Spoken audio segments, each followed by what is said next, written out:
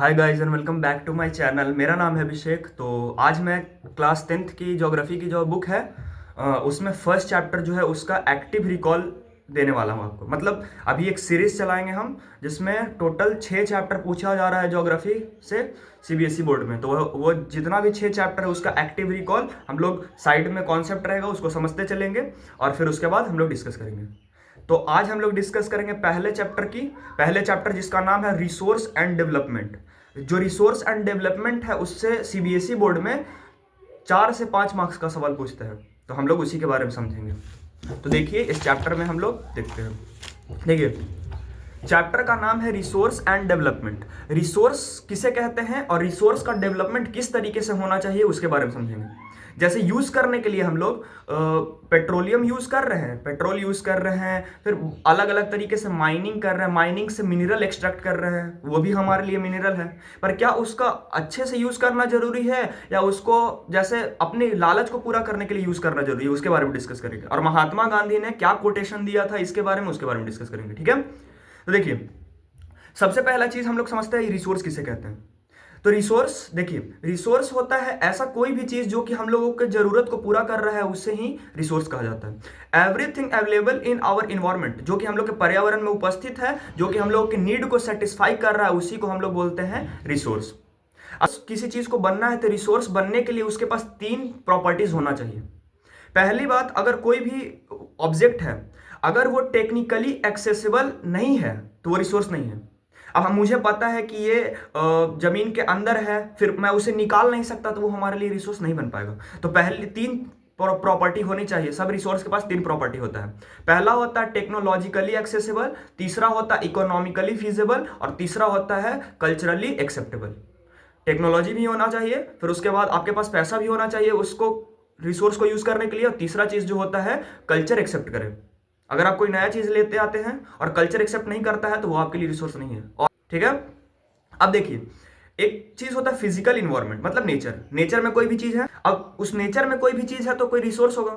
उसे यूज करने के लिए कोई टेक्नोलॉजी होना चाहिए, और वही टेक्नोलॉजी से हम लोग उस सामान को निकालेंगे तो उसको बेचने के लिए एक इंस्टीट्यूशन होना चाहिए। एग्जाम्पल के लिए लेते हैं हम लोग, जैसे हम लोग का अर्थ है। अर्थ पे माइनिंग से क्या होता है, हम लोग जितना भी मिनरल उसको एक्सट्रैक्ट कर लेते हैं, लोहा हो गया, ये सब सारा चीज हो गया, तो वो हमारा फिजिकल इन्वायरमेंट में आया, नेचर में आया। उसको निकालने के लिए कुछ ना कुछ टेक्नोलॉजी यूज होता है। उस टेक्नोलॉजी यूज होने के बाद जब निकलता है तो उसका रिफाइनमेंट होने के, या गोल्डस्मिथ जो होते हैं वो अपने दुकान पे ले जाके उसको बेचते हैं, तो जो दुकान हो गया इंस्टीट्यूशन हो गया। ठीक है गाइस, तो ये समझ में आ गया। अब हम लोग समझते हैं कि टाइप्स ऑफ रिसोर्स किसे कहते हैं, how many types of resource. तो देखिए रिसोर्स जो भी हमारे नीड को सेटिस्फाई कर रहा है उसी को बोलते हैं क्या हम लोग, रिसोर्स। अब एक चीज देखो, ये गांधी जी क्या बोलते हैं। गांधी जी कहते हैं कि रिसोर्स का मतलब होता है नीड को सेटिस्फाई करना, ना कि लालच को सेटिस्फाई करना। हम लोग चाहते हैं कि जो भी चीज मिल रहा है बहुत मात्रा में मिले, तो हम लोग का लालच हो जाता है, और लालच से क्या होता है, इन्वायरमेंट पर प्रभाव पड़ता है। तो वही गांधी जी कहते हैं कि अगर रिसोर्स है तो रिसोर्स जरूरत को पूरा कर सकता है, पर किसी आदमी के इंडिविजुअल के लालच को नहीं पूरा कर सकता है। याद रखिएगा। आगे हम लोग पढ़ते हैं types of resource. Types of resource में पहले हम लोग अलग अलग आधार पे बांटते हैं कि एक रिसोर्स है, रिसोर्स का पहला पार्ट हम लोग पढ़ेंगे कि कहां से रिसोर्स आया है। दूसरा पार्ट पढ़ते हैं हम लोग कि कौन किसका ऑनरशिप है उस पर। तीसरा पार्ट पढ़ते हैं हम लोग कि वो खत्म होगा या नहीं होगा उसका यूज करने के बाद। और चौथा पार्ट पढ़ते हैं हम लोग कि वो कहीं रखा हुआ है स्टॉक के रूप में। इस तरीके से पढ़ते हैं हम लोग, मतलब डेवलपमेंट स्टेटस के आधार पर। तो पहले को बोला जाता है on the basis of origin, कहां से आया है उसके आधार पर। तो ऑरिजिन के आधार पर रिसोर्स का 2 टाइप होता है, बायोटिक, एबायोटिक। दूसरा चीज आता है on the basis of exhaustibility. Exhaustibility मैंने बताया कि कोई रिसोर्स का यूज कर रहा है, अगर वो खत्म हो जाएगा तो वो अलग टाइप का रिसोर्स है, और खत्म होने के बाद फिर दोबारा आ जाएगा तो वो अलग तरह का होगा। तो on the basis of exhaustibility एक होता है रिन्यूएबल रिसोर्स, एक होता है नॉन रिन्यूएबल रिसोर्स। तीसरा है आपका on the basis of ownership. Ownership के आधार पर किसका स्वामित्व है। पहली बात, चाहे तो इंडिविजुअल रिसोर्स हो सकता है, कोई इंडिविजुअल का हक हो। दूसरा होता है कमिटी का हक हो, कमिटी रिसोर्स। थर्ड जो आता है हमारा नेशनल रिसोर्स, जिसपे पूरे नेशन का हक हो। और फोर्थ जो आता है हमारा इंटरनेशनल रिसोर्स, जिसपे पूरा नेशन का अधिकार हो, जितना भी कंट्री है सारा का अधिकार हो। ठीक है guys, third.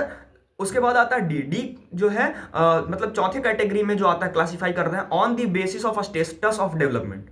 Status of development के आधार पर 4 होता है। एक होता है पोटेंशियल रिसोर्स, एक होता है डेवलप्ड रिसोर्स, एक होता है स्टॉक रिसोर्स, एक होता है रिजर्व रिसोर्स। इसके बारे में हम अच्छे से क्लियर करेंगे एक शॉर्ट्स के माध्यम से। ठीक है, इसमें बहुत लोग को कंफ्यूजन रहता है, तो इसको शॉर्ट्स के माध्यम से समझेंगे। ठीक है गाइस, अब देखिए, हम लोग रिसोर्स के बेसिक को पढ़ चुके हैं, रिसोर्स किसे कहते हैं, टाइप्स ऑफ रिसोर्स सारा पढ़ लिए। पर अब रिसोर्स है, जैसे एग्जांपल के लिए ये मेरे पास जो हाइलाइटर है ये भी एक रिसोर्स है, क्योंकि ये मेरी नीड को सेटिस्फाई कर रहा है। मैं आप लोगों को पढ़ा रहा हूं, मैं भी एक रिसोर्स हूं। तो रिसोर्स तो सारा चीज है, पर क्या रिसोर्स को यूज करने का भी कोई तरीका होता है। अगर मैं इसे क्या करूं कि इसको फेंक के कहीं फिर उठा के लाऊं, इसको अच्छे से इसका कैप नहीं लगाऊं यूज करने के बाद, तो ये अच्छे से सस्टेन नहीं कर पाएगा। उसी तरीके से क्या होता है कि रिसोर्स का डेवलपमेंट करने का कुछ तरीका होता है। तो देखिए, डेवलपमेंट ऑफ रिसोर्स, रिसोर्स का डेवलपमेंट कैसे नहीं हो रहा है सो समझिए। एक आदमी क्या कर रहा है, अपने लालच को पूरा करने के लिए यूज कर रहा है रिसोर्स को। एक आदमी क्या कर रहा है, अपने जरूरत को पूरा करने के लिए कर रहा है। तो जरूरत को पूरा करने के लिए करेगा तो वो रिसोर्स का ध्यान भी रखेगा।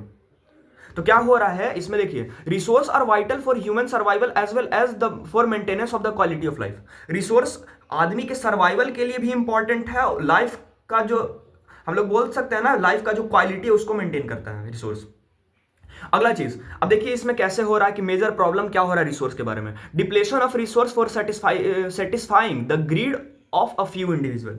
किसी भी एक आदमी के लालच पूरा करने के कारण रिसोर्स क्या हो जा रहा है, कम हो जा रहा है, पहला प्रॉब्लम। दूसरा, accumulation of resource in few land which is turn divided into two segment, have not और रिच एंड पुअर। देखिए, रिसोर्स जो होता है पूरी सोसाइटी को दो कैटेगरी में बांट देता है, एक है हैव और एक होता है हैव नॉट।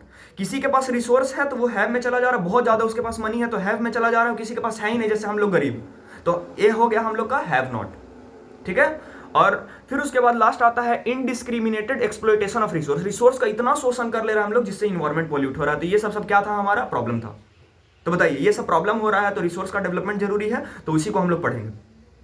अब जो भी कोई भी कंट्री, जितना भी कंट्री है, जब कॉलोनियल पीरियड उन लोगों का खत्म हुआ तो उससे क्या हो गया, अपने देश को डेवलप्ड करने के लिए बहुत सारे रिसोर्स का यूज किया गया।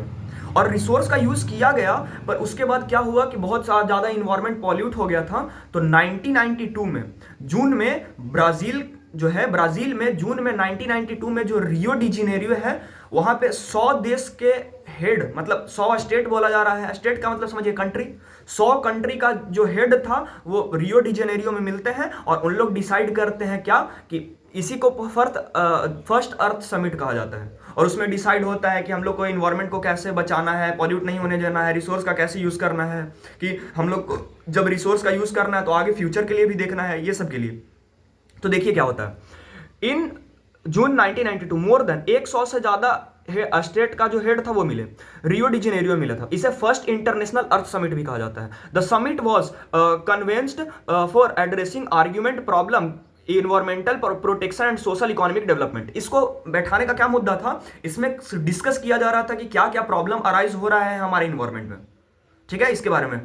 फिर उसके बाद इसी के दौरान क्या हो गया कि इसमें बात करते करते एक एजेंडा निकला जिसे एजेंडा 21 कहा गया, ठीक है। और इसी में एक सस्टेनेबल डेवलपमेंट दिया जाता है। सस्टेनेबल डेवलपमेंट किसको कहते हैं इसके बाद में हम लोग समझेंगे, ठीक है। अब एजेंडा 21 क्या कहा जाता है, एजेंडा 21 कहता है कि it is the declaration signed by world leader in 1992। जितने भी वर्ल्ड लीडर थे उनके द्वारा साइन किया गया था United Nation Conference on Environment and Development, UNCED के अध्यक्षता में होती है। फिर उसके बाद which took place in at Rio de Janeiro, Brazil में होता है। अब इसका क्या है, एजेंडा 21 क्या कहता है इसे समझिए। It is an agenda to combat through the global, फिर उसके बाद it is an agenda to combat environmental damage, जो इन्वायरमेंटल डैमेज हुआ है उसको बचाना है, पॉवर्टी को खत्म करना है। फिर उसके बाद डिजीज जो होता है, जैसे हम लोग ज्यादा इन्वायरमेंट को पॉल्यूट कर देंगे तो डिजीज भी होगा, तो उसके बारे में सब क्या हुआ कि सब अच्छे से यूज करने के लिए बताया गया। और इसी के दौरान एजेंडा 21 तो समझ में आ गया आपको, इसी के दौरान सस्टेनेबल डेवलपमेंट में निकला था। अब देखिए सस्टेनेबल डेवलपमेंट का मतलब क्या होता है, एक इंडिविजुअल है उसको डेवलपमेंट करना है, पर डेवलपमेंट इस तरीके से करना है कि हमको इन्वायरमेंट को भी बचाना है और फ्यूचर जनरेशन, जो मेरा बेटा आएगा उसका बेटा आएगा उसके पास तक भी रिसोर्स बचना चाहिए, मतलब फ्यूचर जनरेशन को देखते हुए। यहां देखिए, जैसे sustainable economic development means development should take place, development होना चाहिए पर without damaging the environment, environment को पॉल्यूट नहीं होना चाहिए। फिर उसके बाद and development present should be compromise with, हम लोग को कंप्रोमाइज नहीं करना है किसके साथ, कंप्रोमाइज नहीं करना है अपने फ्यूचर जनरेशन के साथ। एग्जाम्पल के लिए समझते हैं, आपके पास गाड़ी है या कार है जो भी है, उसमें आप पेट्रोलियम डलवाएंगे, आप पेट्रोलियम डला रहे हैं और आप पूरा उड़ रहे हैं पेट्रोलियम डलवा के, और फिर एक ऐसा टाइम आ एक ऐसा टाइम आएगा जिसमें पेट्रोलियम खत्म हो जाएगा, तो जब पेट्रोलियम खत्म हो जाएगा तो गाड़ी किससे चलाएंगे, नहीं चला पाएंगे, तो फिर गाड़ी रखा रह जाएगा। तो आप तो यूज कर लिए, पूरा गाड़ी से घूम लिए, पर अगला आपका जनरेशन जो है वो अच्छे से नहीं घूम पाया। तो इसीलिए सस्टेनेबल डेवलपमेंट बहुत जरूरी है। तो उम्मीद करते हैं सस्टेनेबल डेवलपमेंट भी समझ में आ गया। हम लोग एक्टिव रिकॉल कर रहे हैं तो सारा चीज को याद करते चल रहे हैं। अगला चीज रिसोर्स प्लानिंग। अब रिसोर्स प्लानिंग का मतलब क्या होता है, रिसोर्स को यूज करने का कुछ तरीका होता है, प्लान होता है। हमको पता चला कि बिहार है, बिहार में यहाँ पे रिसोर्स मिल रहा है। जैसे एग्जाम्पल के लिए अभी अरावली के बारे में आप लोग सुन रहे होंगे, क्या अरावली में जितना भी माइनिंग का प्रोसेस होने वाला था उससे आपको पता लग रहा है कि ये सस्टेनेबल डेवलपमेंट कर जाता, इन्वायरमेंट पॉल्यूट हो जाता। तो उसके लिए ऐसा मतलब उसी के लिए सस्टेनेबल डेवलपमेंट दिया गया और प्लान बनाया गया है। अब प्लान क्या बनाया गया है सो समझिए।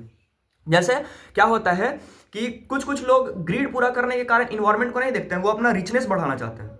तो उससे क्या होता है कि जैसे एग्जांपल के लिए द स्टेट ऑफ झारखंड हो गया, झारखंड हो गया, छत्तीसगढ़ हो गया, मध्य प्रदेश हो गया, रिच इन मिनरल है, इसमें मिनरल बहुत ज्यादा है इस सब स्टेट में, पर वहां पे टेक्नोलॉजी नहीं है।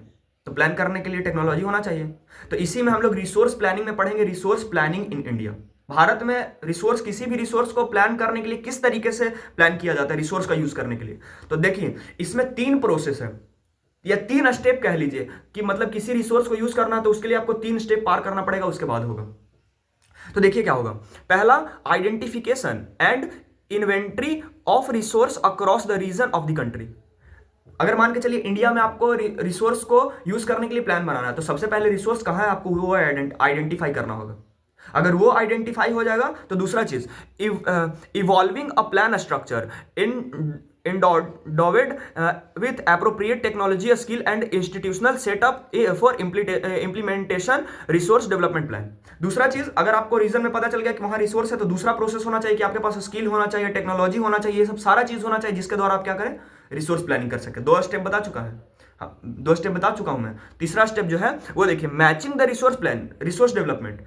अब रिसोर्स का डेवलपमेंट हो रहा है तो क्या उससे पूरा नेशन का डेवलपमेंट हो रहा है या किसी एक आदमी का डेवलपमेंट हो रहा है, उसको मिला रहा है। अगर आप रिसोर्स का डेवलपमेंट कर रहे हैं, खुद का डेवलपमेंट कर रहे हैं, और फिर उसके बाद जो हमारा कह सकते हैं कि जो नेशन है इंडिया है उसका भी डेवलपमेंट हो रहा है, तो आप बोल दीजिए कि आपका अच्छा खासा डेवलपमेंट हो रहा है और रिसोर्स प्लानिंग भी हो रहा है। पहला चीज, 3 स्टेप होता है। पहला स्टेप, कहां पे रिसोर्स है उसको आपको आइडेंटिफाई करना है। दूसरा कि आपके पास टेक्नोलॉजी होना चाहिए। थर्ड, जिसमें कहा जाता है कि रिसोर्स प्लान जो डेवलपमेंट है या इंडिविजुअल का जो डेवलपमेंट है वो मैच होना चाहिए नेशनल डेवलपमेंट के साथ। तो उम्मीद करते हैं आपको रिसोर्स प्लानिंग इन इंडिया में भी कोई प्रॉब्लम नहीं होगा। अब एक चीज बताइए, जैसे हम लोग रिसोर्स का यूज कर रहे हैं तो आप ज्योग्राफी में कोई भी चीज पढ़ेंगे उसमें लास्ट में लगाया जाता है कंजर्वेशन। कंजर्वेशन का मतलब बचाव करना। अब रिसोर्स का यूज कर रहे हैं उसमें क्या हो रहा है कि हम लोग देख रहे हैं कि रिसोर्स का बहुत ज्यादा यूज किया जा रहा है जिससे उसको कंजर्व करने का जरूरी है। एग्जाम्पल के लिए टाइगर जो है, टाइगर भी फूड चेन का पार्ट है और फूड चेन का पार्ट है। अगले चैप्टर में पढ़ेंगे आप लोग जिसमें जानवर के वाइल्ड लाइफ रिसोर्सेज के बारे में पढ़ना है। उसमें बताया गया 50,000 टाइगर से गिर के 1,800 कुछ पे आ गया। तो बताइए वो रिसोर्स नहीं था हम लोग के लिए, रिसोर्स था पर अब उसको कंजर्व करने का जरूरी है क्योंकि हम लोग के लालच के कारण उसको मार दिया जा रहा है और फिर क्या हो जा रहा है, प्रॉब्लम क्रिएट हो जा रहा है। तो अब हम लोग पढ़ेंगे कंजर्वेशन ऑफ रिसोर्स, मतलब रिसोर्स जो है उसको कंजर्व कैसे करेंगे हम लोग।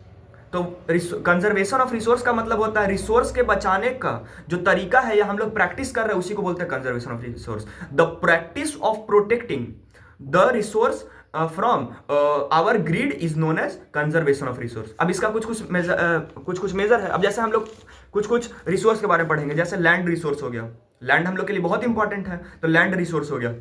फिर दूसरे में पढ़ेंगे सोयल रिसोर्स, तो हम लोग लैंड के बारे में पढ़ेंगे, लैंड को डिग्रेडेशन कैसे हो रहा है, लैंड का डिग्रेडेशन कैसे हो रहा है, फिर उसके बाद लैंड को कैसे बचाएं उसके बारे में। फिर सोयल का डिग्रेडेशन कैसे हो रहा है, सोयल को कैसे बचाएं, सोयल कितना % है, कहां पे है, सोयल के अलग अलग टाइप के बारे में समझेंगे।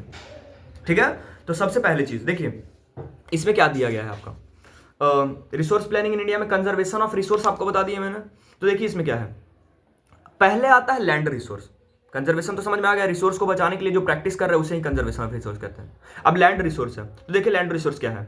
Land is a natural resource. Land कैसा रिसोर्स है, नेचुरल रिसोर्स है। और जो लैंड नेचुरल रिसोर्स है और सभी के लिए इंपॉर्टेंस है रखता है। अगर लैंड नहीं होगा तो हम जहां बैठ के पढ़ा रहे हैं उड़ल रहते अब तक। ठीक है, आगे जैसे एक्टिविटी हो गया, ट्रांसपोर्ट हो गया, कम्युनिकेशन हो गया, ये सब जितना भी सिस्टम है उसको डेवलप करने के लिए सब चीज में क्या होता है, इंटरकनेक्शन होता है लैंड का। बिना लैंड के कुछ नहीं होने वाला है। अब जैसे लैंड का यूटिलाइजेशन कैसे हो रहा है, तो लैंड का यूटिलाइजेशन फॉरेस्ट में हो रहा है। कहीं कहीं क्या है आपका कि जैसे कहीं कहीं फॉरेस्ट है लैंड में तो लैंड अगर फॉरेस्ट नहीं रहेगा तो फॉरेस्ट भी हम लोग के लिए रिसोर्स है, पर फॉरेस्ट है कहाँ पे? लैंड पे। तो लैंड रिसोर्स हो गया हम लोग के लिए, अल्टीमेटली वही हम लोग के लिए इंपॉर्टेंस रखता है। Land not available for cultivation, कुछ कुछ ऐसा जमीन है जो कि हम लोग के खेती के लिए उपलब्ध नहीं है, तो वो भी लैंड उपजाए हुए हैं। फिर उसके बाद other uncultivated land excluding fellow land. फिर उसके बाद जैसे ग्राजिंग के लिए परमानेंट इस तरीके से छोड़ दिया जाता है, तो कुछ कुछ ऐसा है लैंड। फिर फेलो लैंड हो गया। फिर नेट सोन एरिया, कहीं कहीं हम लोग क्या कर रहे हैं कि खेत में खेती कर रहे हैं, तो उससे ये सब कहाँ है? तो सब जगह यूज में आ रहा है क्या? हम लोग का लैंड रिसोर्स। तो इसलिए लैंड रिसोर्स बहुत इंपॉर्टेंट है, पर हम लोग लैंड को डिग्रेडेट कर रहे हैं। अब समझिए पहले land use pattern in India, Bharat में कैसे लैंड यूज होता है। तो पहले देखिए, ये तो बता दिए हम। Total geographical area of India, total जो एरिया है भारत का 3.28 मिलियन स्क्वायर किलोमीटर है, जिसका क्या है?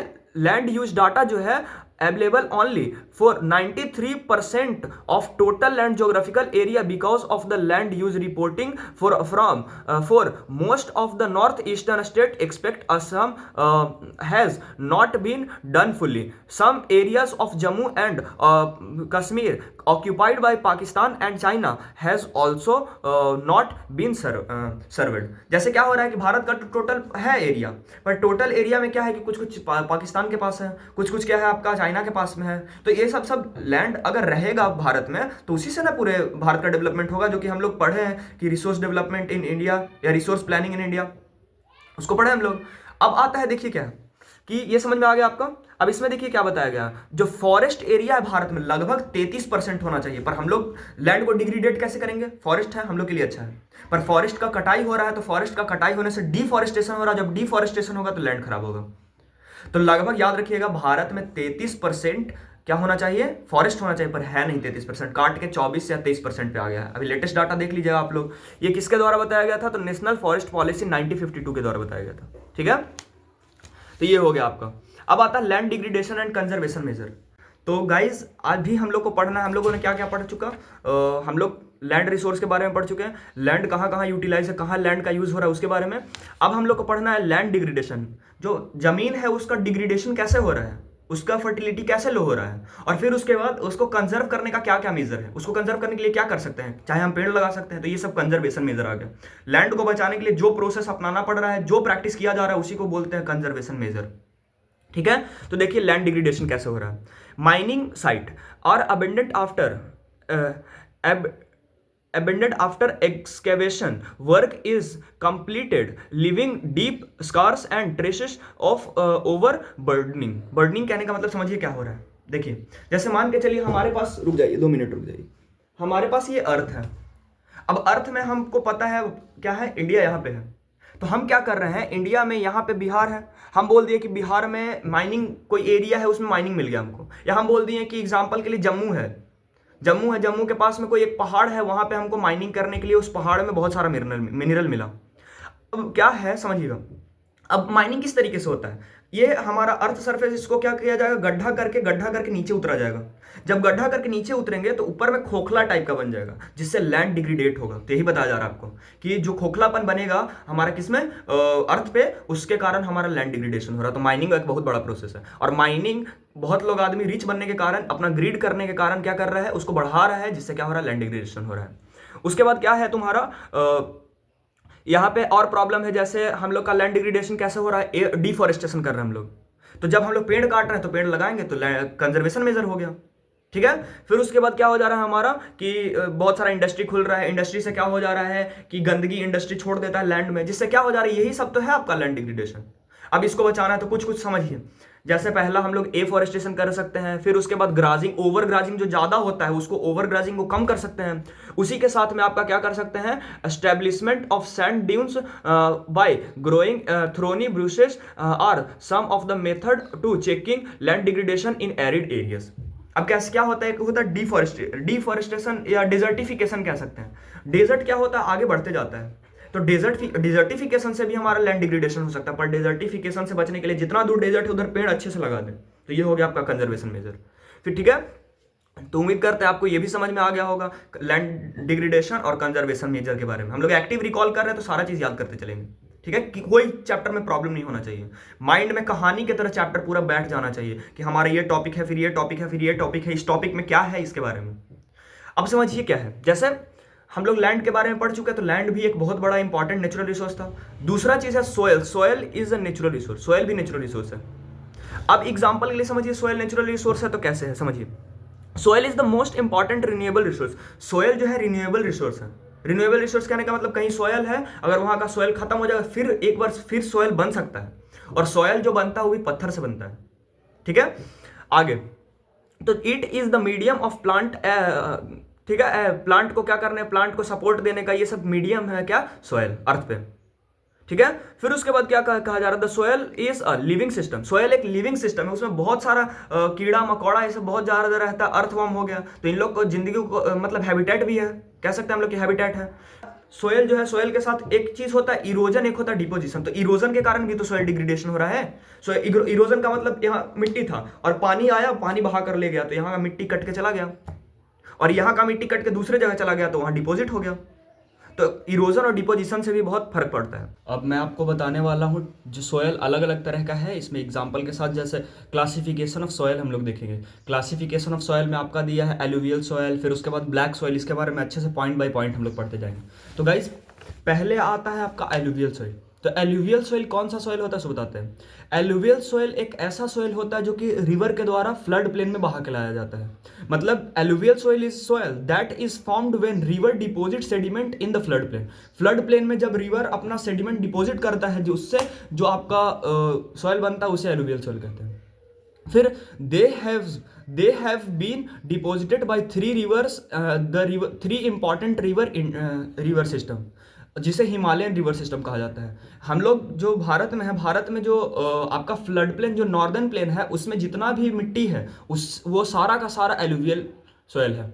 और वो किन तीन रिवर से आया है, एक है इंडस, एक है गंगा, एक है ब्रह्मपुत्र। इन तीनों रिवर से ही हमारा पूरा एलुवियल सोयल आ चुका है। ठीक है, फिर उसके बाद it is also found in Rajasthan. Rajasthan के कुछ पार्ट में मिलता है, गुजरात के कुछ पार्ट में मिलता है, eastern coast plain particularly in deltas of Mahanadi, Mahanadi के डेल्टाज में मिलता है, गोदावरी के, फिर कृष्णा के और कावेरी के, ये सब मिलता है। फिर उसके बाद in the upper reach of the river valley, जो रिवर वैली होता है उसका अपर साइड में near the place of the break of a slope the soil are coarse such soil are more common in piedmont plains such as Duars, Chos and Terai. जैसे हम लोग जब अभी पढ़ने वाले हैं, जैसे एक होता है भांगर, एक होता है भाभर, एक होता है तरई, फिर उसके बाद एक होता है खादर। तो इसके बारे में भी हम लोग शॉर्ट्स बनाएंगे, इसके बारे में शॉर्ट्स बनाएंगे, और वो जो पोटेंशियल ये सब जो था उसके बारे में शॉर्ट्स बनाएंगे, अच्छे से समझेंगे, क्योंकि वो एनिमेशन के द्वारा हम लोग समझेंगे अच्छे से वीडियो एडिट करके। ठीक है, फिर आता है हमारा एलुवियल सोइल, समझ में आ गया। देखिए खादर जो होता है, खादर इज मोर फर्टाइल देन भागर। जो भांगर है उससे ज्यादा फर्टाइल होता है आपका खादर। अभी खादर मतलब याद कर लीजिए, ऐसे माइंड में बैठा लीजिए कि भांगर से ज्यादा फर्टाइल होता है आपका खादर। Contain an adequate proportion of, इसमें पोटास होता है आपका, फास्फोरिक एसिड होता है, लाइम होता है, ये सब सारा चीज होता है। और जो ये इसमें अच्छा खासा खेती किसका हो सकता है, तो शुगर कैन के ग्रोथ के लिए, पैडी धान के लिए, वीट के लिए, फिर अदर सेरेलेक्स क्रॉप जो है, पल्सेस है, ये सब सारे के लिए क्या होता है, अच्छा खेती के लिए होता है, मतलब मिट्टी अच्छा होता है खेती के लिए। फिर उससे क्या बाद आता है आपका ब्लैक सोयल।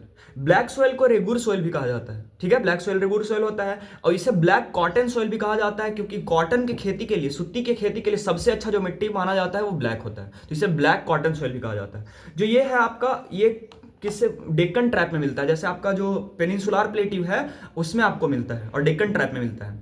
फिर उसके बाद डेक्कन ट्रैप में मिलता है, और ये क्या है आपका कि किस पत्थर से बना है, बसाल्ट, बसाल्टिक रीजन है। जो हमारा पेनिनसुलर प्लेट्यू है ना, वो बसाल्ट रॉक से मिलकर बना है, तो इसीलिए बसाल्टिक रीजन में पाया जाता है। फिर उसके बाद इससे मतलब एक समझिए कि बसाल्ट है तो ये लावा से मिलकर बना है, और लावा ब्लैक होता है इसलिए ब्लैक सोयल बना है। फिर उसके बाद ये कहाँ कहाँ है, तो समझिए महाराष्ट्र हो गया, सौराष्ट्र हो गया, मालवा हो गया, मध्य प्रदेश हो गया, एंड छत्तीसगढ़, तो ये हो गया। And extend in the south east direction, south और ईस्ट डायरेक्शन में, इस साइड में क्या है आपका, उस साइड में भी मिलता है। जैसे गोदावरी वैली हो गया, नर्मदा कृष्णा वैली हो गया, इस तरह से, नर्मदा नहीं सॉरी, गोदावरी और कृष्णा वैली। फिर उसके बाद the black soil are made up of extremely fine, और बहुत ज्यादा फाइन होता है। फिर उसके बाद आप समझिएगा इसमें किसका खेती होता है, कॉटन का। तो कॉटन का खेती होने के लिए सबसे अच्छा आपका सॉइल जो है ब्लैक सॉइल है। ब्लैक सॉइल जो इसमें न्यूट्रिएंट होता है, किसमें रिच होता है, सबसे ज्यादा क्या पाया जाता है, तो कैल्शियम कार्बोनेट पाया जाता है, मैग्नीशियम पाया जाता है, पोटास पाया जाता है, लाइम पाया जाता है। फिर इसमें जो जनरली इसमें जो कम आपको मिलेगा, कम मिनरल जो मिलेगा या न्यूट्रिएंट जो मिलेगा, वो आपको फास्फोरिक कंटेंट बहुत कम मिलता है इसमें। फिर उसके बाद ये हो गया आपका। अब आता है red and yellow soil. Red and yellow soil क्या है, किस तरह का सॉइल है उसको समझते हैं। रेड एंड येलो सॉइल जो है आपका क्रिस्टलाइन इग्नियस रॉक से मिलकर बना है। ठीक है, जहां क्रिस्टलाइन इग्नियस रॉक होता है वहीं पे आपको मिलेगा। एरिया जहां पे कम रैनफॉल होता है, जैसे eastern southern part of Deccan प्लेटिव, Deccan प्लेटिव का ईस्ट और साउथर्न पार्ट जो है वहां वहां मिलता है। फिर उसके बाद yellow and red soil are also found in part of Orissa में आपको मिलेगा, याद रखिएगा, Orissa, Chhattisgarh, southern part of middle Ganga के साउथर्न पार्ट में मिलेगा आपको। फिर उसके बाद and along the pediment zone of the Western Ghat, जो वेस्टर्न घाट है आपका, ये आपका वेस्टर्न घाट हो गया, ये ईस्टर्न घाट हो गया, तो वेस्टर्न घाट के साइड में मिलेगा। ठीक है, बगल में मैप दिया है बुक में, उसको मैं आपको स्क्रीन पे लगा दूंगा। ठीक है, फिर उसके बाद क्या आपका, इसका कलर रेडिश क्यों होता है, क्योंकि इसमें डिफ्यूजन होता है आयरन का। ठीक है, आयरन का डिफ्यूजन होता है। It look yellow when it occur in a hydrate form. इसमें जब हाइड्रेट फॉर्म आता है, जब हल्का सा पानी टाइप का आ जाता है, तो इसमें क्या हो जाता है, येलो कलर का दिखने लगता है, इसीलिए इसका नाम पड़ा है रेड एंड येलो सॉइल।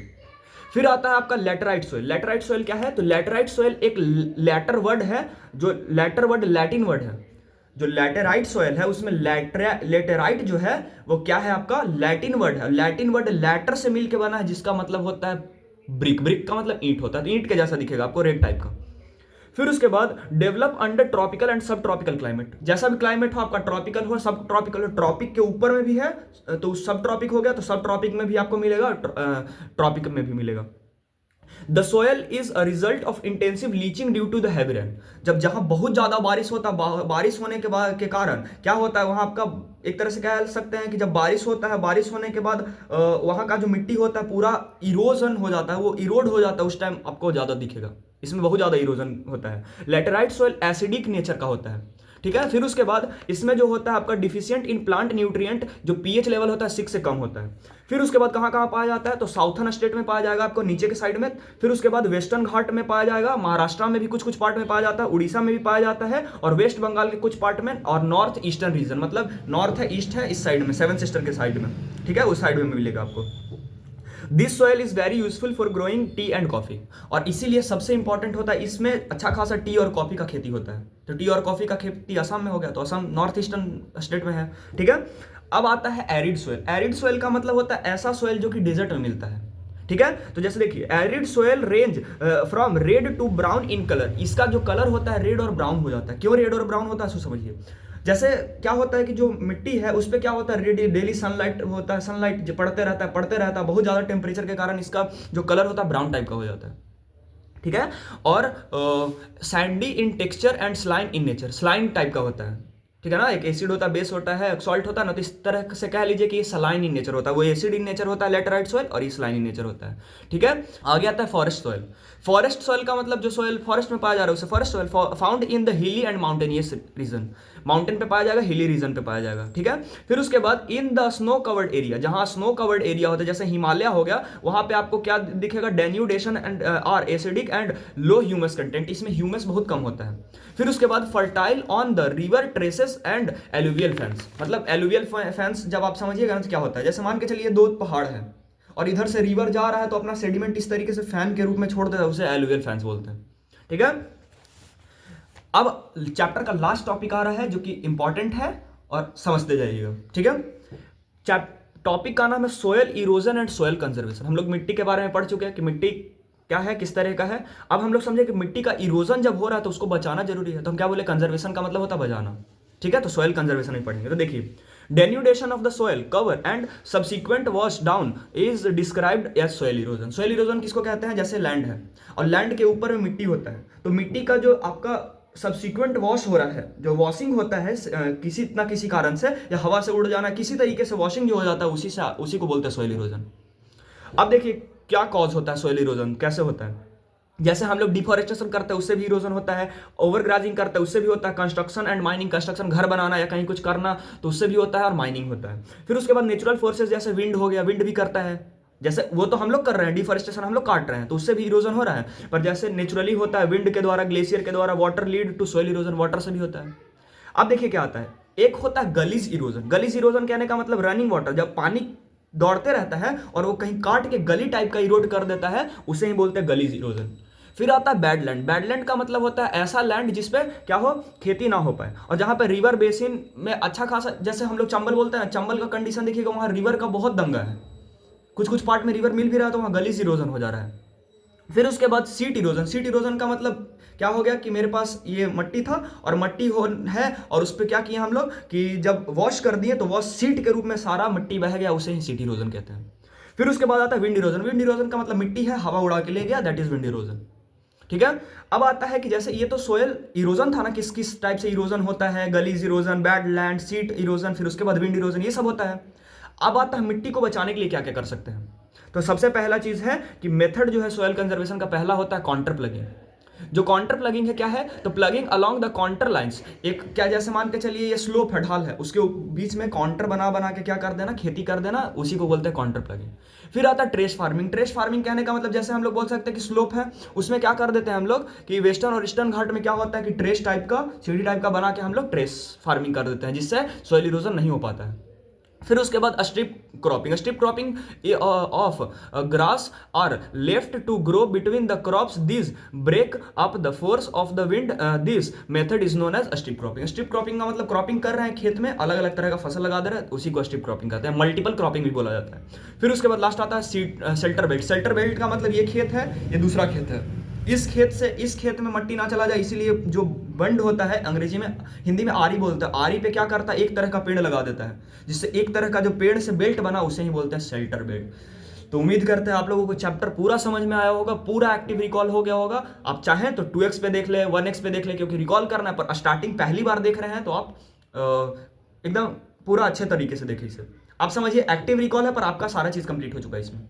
तो वीडियो अच्छा लगा होगा, लाइक कीजिएगा, सब्सक्राइब कीजिएगा। Thanks for watching.